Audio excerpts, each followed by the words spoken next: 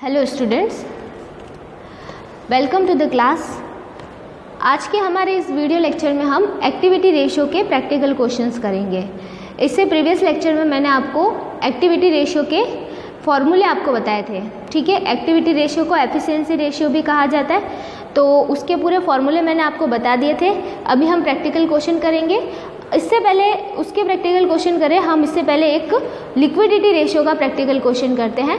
देखिए, एक क्वेश्चन है, a firm had current assets of ₹2 lakh, it then paid the current liability of ₹50,000. After this payment, the current ratio was 2:1.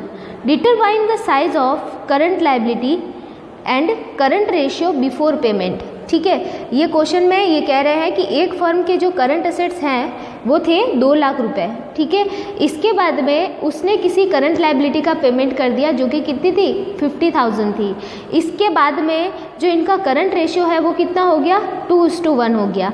अब ये आपसे calculate करने के लिए कह रहे हैं कि आप करंट लायबिलिटी निकालिए और करंट रेशियो निकालिए बिफोर पेमेंट, ठीक है। आफ्टर पेमेंट वाला तो आपको दे रखा है, बिफोर पेमेंट वाला करंट रेशियो निकालना है और आपको एक करंट लायबिलिटीज़ निकालनी है, ठीक है। तो ये दो चीज़ें आपको कैलकुलेट करनी है।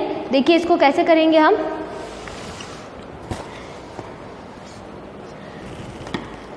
देखिए, इन्होंने आपको दे रखे हैं क्वेश्चन के अंदर करंट असेट्स, जो कि इनके पास थे कितने, 2 लाख रुपीस के।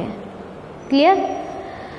फिर इसके बाद में इन्होंने एक करंट लायबिलिटी का पेमेंट कर दिया, ठीक है।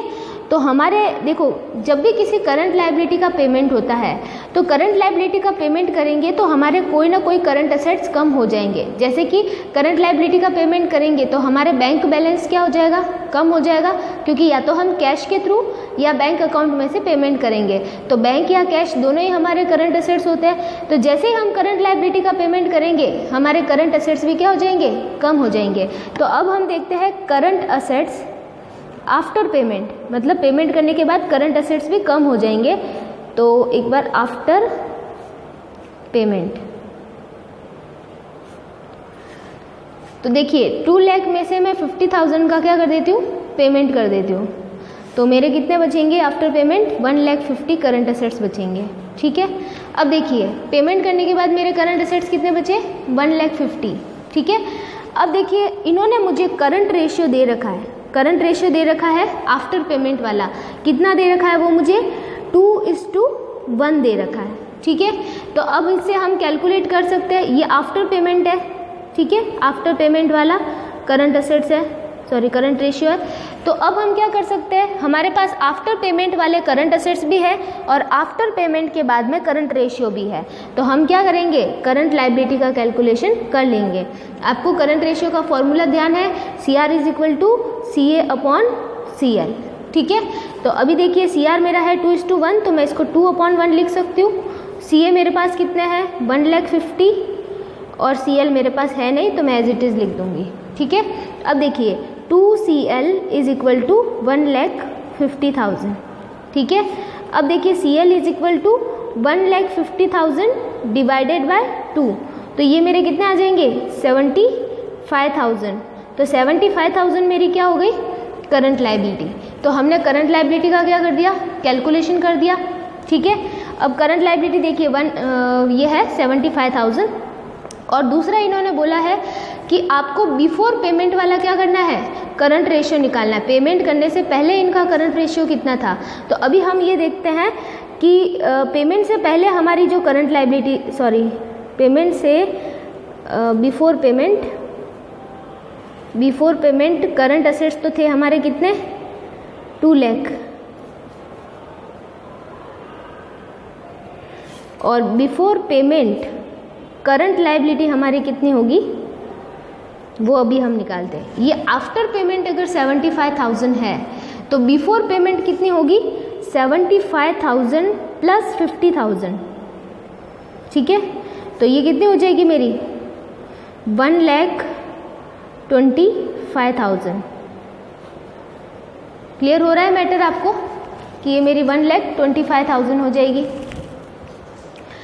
देखिए, फिर इसके बाद में देखिए क्या होगा, अब देखिए मेरे पास बिफोर पेमेंट वाले करंट एसेट्स भी हैं और बिफोर पेमेंट मेरे पास क्या है, करंट लाइबिलिटीज़ भी है। तो अब मैं बिफोर पेमेंट वाला करंट रेशियो निकाल सकती हूँ, CA/CL। तो मेरी जो CA है वो है 2 लाख और CL है मेरी 1,25,000। तो इसको हम कैलकुलेट करेंगे तो हमारा रेशियो कितना आ जाएगा, 1.6:1।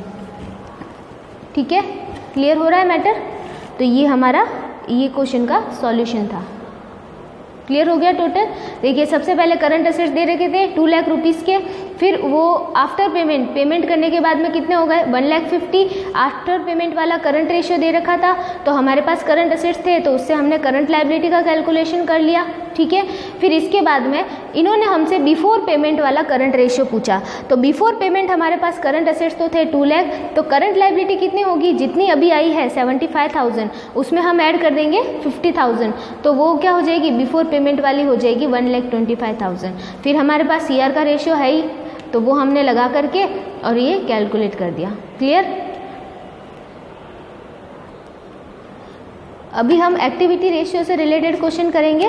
तो देखिए नेक्स्ट क्वेश्चन है जो कि एक्टिविटी रेशियो से रिलेटेड है। क्वेश्चन है, company has the share holders equity of ₹5 lakh, the total assets are 80% of share holder equity, well the assets turnover जो कि निकाला गया है cost of revenue from operation divided by total assets है। ठीक है, is the 3। If the company has inventory turnover of 6, तो determine the amount of inventory. ठीक है, अब इस क्वेश्चन को देखिए, ध्यान से देखिए। ये बोल रहे हैं कि एक कंपनी के शेयर होल्डर की इक्विटी कितनी है, 5 लाख है। मतलब शेयर होल्डर इक्विटी अपन कह सकते हैं प्रोपराइटर फंड। ठीक है, शेयर होल्डर की इक्विटी मतलब ओनर्स फंड, सॉरी, तो ओनर्स फंड दे रखा है 5 लाख। इसके बाद में वो बोल रहे हैं कि जो टोटल असेट्स हैं वो ओनर फंड का 80% है। ठीक है, तो हमने टोटल असेट्स कैलकुलेट कर लेना इससे 5 लाख का 80% करके। फिर आपको टोटल असेट्स टर्नओवर दे रखा है। टोटल असेट टर्नओवर का फॉर्मूला क्या होता है, कॉस्ट ऑफ गुड सोल्ड और net sale upon total assets. तो इन्होंने किससे निकाला हुआ है, cost of revenue from operation, मतलब cost of good sold upon total assets. ठीक है, तो इन्होंने कॉस्ट ऑफ गुड सोल्ड से निकाला हुआ है। फिर वो आपको दे रखा है 3 टाइम्स। ठीक है, if the company has equity turnover, अगर इन्वेंट्री टर्नओवर जो है वो अगर 6 टाइम्स हो तो आपको इन्वेंट्री की अमाउंट को कैलकुलेट करना है। क्लियर हो रहा है मैटर। तो देखिए इस क्वेश्चन को कैसे करेंगे। सबसे पहले हम टोटल एसेट से निकालेंगे। देखिए हम इसमें सबसे पहले कैलकुलेट करेंगे टोटल एसेट्स। कैसे, शेयर होल्डर की जो इक्विटी है, share holders equity is equal to 5 lakh, वो आपको दे रखी है 5 लाख। और टोटल असेट्स जो है वो शेयर होल्डर इक्विटी का कितना परसेंट है, 80% है। तो टोटल असेट्स 5 लाख का हो जाएगा आपके 80%। ठीक है, तो इसको हम कैलकुलेट करेंगे तो हमारे पास कितनी अमाउंट आ जाएगी,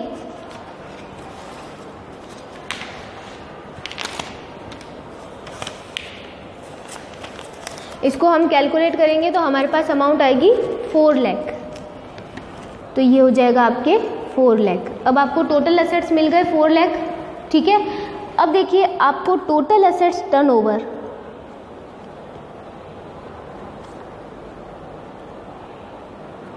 जो कि है COGS, मैं COGS लिख रही हूँ, इसको cost of revenue from operation कहते हैं, और टोटल असेट्स आपको दे रखी है। ठीक है, इस फॉर्मूले के अकॉर्डिंग आपको दे रखा है। ये आपको दे रखा है 3 टाइम्स।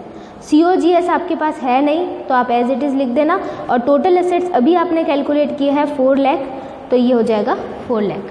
ठीक है, अब देखिए इसको सॉल्व करेंगे हम। 3 × 4 lakh is equal to COGS। ठीक है, तो ये कितना हो जाएगा 12 लाख। 12 लाख हो जाएगा COGS। COGS मतलब कॉस्ट ऑफ गुड सोल्ड आपकी कैलकुलेट हो जाएगी कितनी, 12 लाख। अब आपके पास कॉस्ट ऑफ गुड सोल्ड है, फिर इन्होंने आपको इन्वेंट्री टर्नओवर रेशियो दे दिया।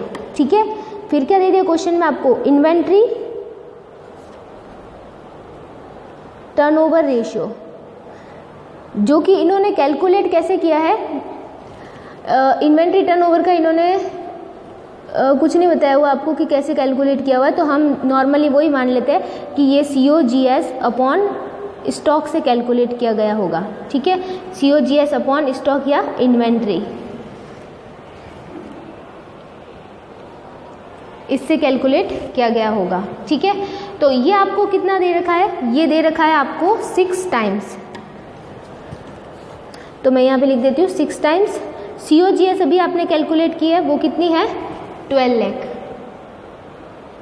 ठीक है, अब आपके पास इन्वेंट्री है नहीं, तो इसकी जगह आप इन्वेंट्री ऐसे का ऐसे लिख दोगे। ठीक है, फिर मैं यहाँ पे 6 इन्वेंट्री हो जाएगा, मल्टीप्लाई हो जाएगा cross 6 inventory is equal to 12 lakh. Clear. फिर इसके बाद देखिए inventory is equal to 12 lakh divided by 6, तो ये हमारे कितना हो जाएगा, ये हो जाएगा 2 लाख, तो हमारे इसमें इन्वेंट्री हो जाएगी 2 लाख। क्लियर, समझ में आ गया आपको क्वेश्चन। क्या दे रखा था, शेयर होल्डर इक्विटी दे रखा था, फिर टोटल एसेट्स में इसमें ट्विस्ट दे रखा था कि total assets share holder equity का 80% है, और फिर आपको टोटल एसेट्स टर्नओवर दे रखा था। ठीक है, तो हमने क्या किया, टोटल एसेट्स निकाल दिए 4 लाख, उसका 80% करके, फिर total assets turnover 3 times they रखा था, इससे हमने COGS कैलकुलेट कर दी, और COGS कैलकुलेट करने के बाद इन्वेंट्री टर्नओवर रेशियो दे रखा था, उसमें COGS को रख दिया और उससे इन्वेंट्री निकाल दी। अब वैसे तो इसके फॉर्मूले में यहाँ पे एवरेज स्टॉक या एवरेज इन्वेंट्री होता है, लेकिन कोई इन्फॉर्मेशन नहीं दे रखी हो तो हम क्या मानेंगे कि यहाँ पे सिर्फ इन्वेंट्री या स्टॉक है। ठीक है, तो हमने ये कैलकुलेट कर दिया। ओके, अभी हम एक्टिविटी रेशियो से रिलेटेड एक और क्वेश्चन करेंगे। देखिए ये क्वेश्चन देखिए, from the following particular calculate debtors in the beginning and eight the end of the year. ठीक है, net credit revenue from operation आपको दे रखा है 4 लाख, जिसको कि हम क्या कह सकते हैं, नेट क्रेडिट सेल्स भी कह सकते हैं। ठीक है, net credit revenue from operation को नेट क्रेडिट सेल्स भी कह सकते हैं। डेटर टर्नओवर रेशियो आपको दे रखा है 8 टाइम्स। ठीक है, और नीचे देखिए क्लू दे रखा है, debtors at the end are ₹5,000 more than in the beginning. ठीक है, तो इसका मतलब है कि आपके जो क्लोजिंग डेटर है वो ओपनिंग डेटर से 5,000 रुपये क्या है, ज़्यादा है, और आपसे ओपनिंग और क्लोजिंग दोनों डेटर कैलकुलेट करने के लिए कहा गया है। 2 चीज़ें दे रखी है, नेट क्रेडिट सेल्स और डेटर टर्नओवर रेशियो। ठीक है, तो देखिए इसको हम कैसे कैलकुलेट करेंगे।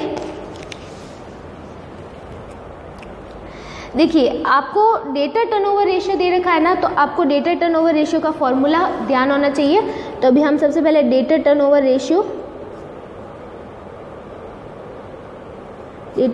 रेशियो का फॉर्मूला होगा आपके net credit sales upon average debtor. ठीक है, ये फॉर्मूला होता है। वैसे एवरेज रिसीवेबल होता है, लेकिन क्योंकि यहाँ पे रिसीवेबल जो कि BR है उसकी पूरी इंफॉर्मेशन नहीं दे रखी है, तो हम एवरेज डेटर ही मानेंगे। ठीक है, अब देखिए डेटर टर्नओवर रेशियो आपको दे रखा है 8 टाइम्स, और आपको नेट क्रेडिट सेल्स दे रखी है 4 लाख, और एवरेज डेटर आपके पास है नहीं, तो आप ऐसे का ऐसे लिख दोगे एवरेज डेटर। ठीक है, अब देखिए इसका क्रॉस मल्टीप्लिकेशन हो जाएगा, 8 average debtor is equal to 4 lakh.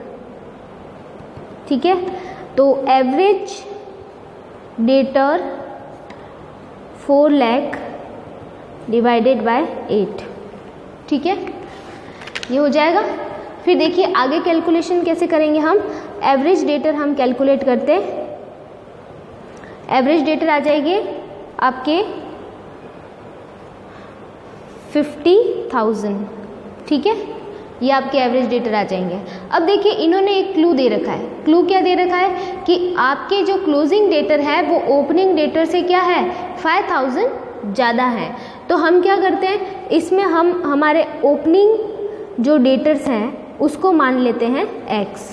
क्या मान लेंगे, x। तो हमारे क्लोजिंग जो डेटर हैं वो हमारे कितने हो जाएंगे, x प्लस 5000।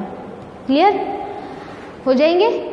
अब देखिए आपको पता है कि एवरेज डेटर निकालने का जो फॉर्मूला है वो है opening debtor plus closing debtor upon 2, ये फॉर्मूला है। ठीक है, तो अभी एवरेज डेटर देखिए कैसे, एवरेज डेटर में हमें निकाल रखे हमने 50,000, वो हमने एज इट इज़ लिख दिए। ओपनिंग डेटर जो कि हमने क्या माना x, और क्लोजिंग डेटर x प्लस 5000। ठीक है, और अपॉन में 2। क्लियर। फिर देखिए 2 यहाँ पे क्रॉस मल्टीप्लिकेशन हो जाएगा और 50,000 से क्या हो जाएगा, मल्टीप्लाई हो जाएगा। यहाँ पे x प्लस x कितने हो जाएंगे, 2x प्लस 5000। ठीक है, और यहाँ पे अब कितना हो जाएगा, 1 लाख। ठीक है, यहाँ पे कितना हो जाएगा, 1 लाख। और ये देखिए अब यहाँ पे 2x प्लस 5000, ये x प्लस x कितने हो जाएंगे, 2x। ठीक है, अब देखिए ये 5000 आगे ट्रांसफ़र हो जाएंगे तो यहाँ पे हो जाएंगे आपके 95,000। यहाँ प्लस के हैं, यहाँ आके क्या हो जाएंगे, माइनस के हो जाएंगे। फिर ये हो जाएगा आपके 2x। फिर आपके x बराबर 95,000 डिवाइडेड बाय 2। ठीक है, तो फिर आपके कितने बचेगा ये, फिर आपके ये बचेंगे, देखिए इसको आप डिवाइड कीजिए तो आपके आ जाएंगे 47,500। 47,500 आपके ये आ जाएंगे। और x क्या था हमारा, ओपनिंग डेटर। ठीक है, तो अभी हम ये कह सकते हैं कि हमारे जो ओपनिंग डेटर है वो है 47,500 रुपीज़ के। ठीक है, इसको आप डेटर एट द बिगिनिंग भी कह सकते हो। अब आपको डेटर एट द एंडिंग निकालना है या डेटर एट द क्लोजिंग निकालना है। तो देखिए क्लोजिंग डेटर जो थे वो ओपनिंग डेटर से क्या थे, 5000 ज़्यादा, तो ओपनिंग डेटर हमने निकाल दिया है तो क्लोजिंग डेटर इजीली निकल जाएंगे आपके। Closing debtor is equal to, opening debtor कितने हैं, 47,500। ठीक है, प्लस अपन कर देंगे 5000, तो क्लोजिंग डेटर आपके कितने आ जाएंगे, 52,500 रुपीज़। क्लियर, तो ये आपके ओपनिंग और क्लोजिंग दोनों ही डेटर आ गए। ठीक है, तो इस टाइप से ये क्वेश्चन करेंगे। अब हम नेक्स्ट क्वेश्चन करेंगे। नेक्स्ट क्वेश्चन देखिए, at the close of the year a company has inventory of 1,20,000। ठीक है, कंपनी की क्लोजिंग में या कंपनी के एंडिंग में उसका जो इन्वेंट्री है, जो स्टॉक है वो कितना था, 1,20,000। And cost of revenue from operation is 12 lakh. जो रिवेन्यू फ्रॉम ऑपरेशन है वो कितनी है, 12 lakh. Revenue, cost of revenue from operation मतलब कि COGS कितनी है, 12 lakh. If the company inventory turnover is 8, अगर कंपनी का इन्वेंट्री टर्नओवर रेशियो 8 हो, determine the opening balance of inventory. ठीक है, और आपसे क्या पूछा गया कि ओपनिंग बैलेंस कितना था स्टॉक का, वो निकालिए। आपको दे क्या क्या रखा, क्लोजिंग स्टॉक का दे रखा वैल्यू 1,20,000 और आपको कॉस्ट ऑफ गुड्स सोल्ड दे रखी 12 लाख। इसके बाद इन्वेंट्री टर्नओवर रेशियो 8 टाइम्स और फिर आपसे पूछा गया कि ओपनिंग इन्वेंट्री कितना था। तो देखिए इस क्वेश्चन को भी अपन करते हैं। सबसे पहले इन्होंने क्लू में ही आपको इन्वेंट्री टर्नओवर रेशियो दे दिया, तो हम इन्वेंट्री टर्नओवर से ही इसकी स्टार्टिंग करेंगे। ठीक है, देखिए इन्वेंट्री टर्नओवर रेशियो का फॉर्मूला होगा,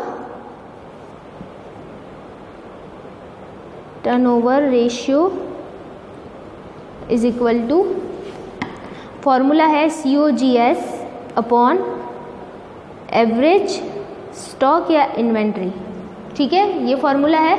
अब देखो इन्वेंट्री टर्नओवर आपको दे रखा 8 times, cost of revenue from operation, cost of goods sold दे रखी आपके 12 लाख, और एवरेज स्टॉक आपके पास अभी है नहीं, तो हम एज इट इज़ क्या लिख देते हैं, एवरेज स्टॉक या इन्वेंट्री। ठीक है, अब देखिए 8 average stock is equal to 12 lakh. ठीक है, फिर देखिए एवरेज स्टॉक होगा आपके 12 लाख डिवाइडेड बाय 8। तो एवरेज स्टॉक आपकी कितना आ जाएगा,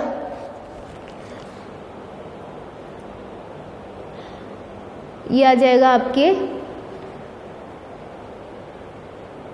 1,50,000 1,50,000 आ जाएगा आपके एवरेज स्टॉक। अब देखिए आपको एवरेज स्टॉक का फॉर्मूला अच्छे से ध्यान है। एवरेज स्टॉक का फॉर्मूला होता है opening stock plus closing stock upon 2, ठीक है।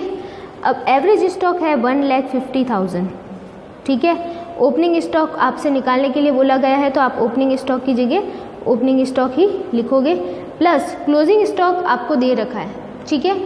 तो क्लोजिंग स्टॉक कितना दे रखा है वो अभी हम इस फॉर्मूले में पुटअप कर लेते हैं। क्लोजिंग स्टॉक है हमारा 1,20,000, तो हम यहाँ पे पुटअप कर देते हैं 1,20,000 और अपॉन में 2, ठीक है। अब ये 2 यहाँ से क्रॉस मल्टीप्लाई हो जाएगा इस तरफ, तो इस तरफ हम लेके जाते हैं इसको मल्टीप्लाई करके, तो इससे 150 से मल्टीप्लाई होगा तो यहाँ पे कितना हो जाएगा टोटल 3 लाख हो जाएगा। मैं डायरेक्ट लिख रही हूँ, आपको पता है। फिर opening stock as it is plus 1,20,000, ठीक है, क्लियर। फिर देखिए क्या होगा, इस 3 लाख में से 1,20,000 यहाँ पे ट्रांसफ़र होके आ जाएगा, वहाँ प्लस का था तो यहाँ माइनस का हो जाएगा, फिर आपके ओपनिंग स्टॉक आ जाएगा, ठीक है। माइनस करोगे तो आपको कितना मिलेगा, इधर माइनस करने के बाद आपको मिलेगा 1,80,000 ओपनिंग स्टॉक, ठीक है। तो ओपनिंग स्टॉक की कैलकुलेशन आपने कर ली 1,80,000 जो इन्होंने हमसे पूछा था। कैसे किया हमने, देखिए इन्वेंट्री टर्नओवर दे रखा था, COGS आपको दे रखा था और साथ में आपको ओपनिंग स्टॉक दे रखा था, तो हमने इन्वेंट्री टर्नओवर का फॉर्मूला लगा दिया और एवरेज स्टॉक निकाल दिया, ठीक है। और एवरेज स्टॉक निकालने के बाद में हमें एवरेज स्टॉक का फॉर्मूला ध्यान है तो हमने एवरेज स्टॉक का फॉर्मूला पुटअप कर दिया। अब एवरेज स्टॉक की जगह एवरेज स्टॉक लिख दिया, ओपनिंग स्टॉक था नहीं तो हमने एज इट इज़ लिख दिया, और 1,20,000 जो था हमारे पास क्लोजिंग स्टॉक दे रखा था वो हमने यहाँ पे पुटअप कर दिया। फिर इसको पूरा सॉल्व किया हमने, सॉल्व करने के बाद हमें ओपनिंग स्टॉक फाइनली मिल गया, ठीक है। तो इस तरीके से ये क्वेश्चन किया मैंने।